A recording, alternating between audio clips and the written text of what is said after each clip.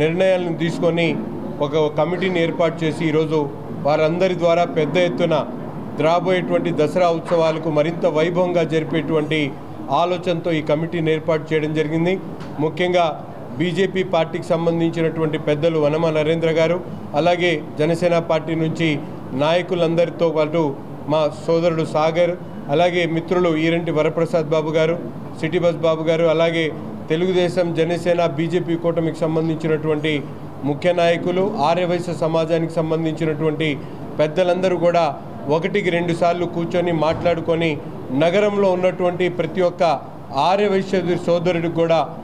వాళ్ళందరినీ కూడా ఇన్వాల్వ్ చేస్తూ ఈరోజు ఒక మంచి కమిటీని ఏర్పాటు చేసుకోవడం జరిగింది. ముఖ్యంగా వీళ్ళందరూ కూడా ఎంతో బాధ్యతగా, ఎందుకంటే ఈరోజు ఆలయ ఏదైతే 103 సంవత్సరాల చరిత్ర కలిగినటువంటి అమ్మవారి సేవ చేసుకునేటువంటి అవకాశం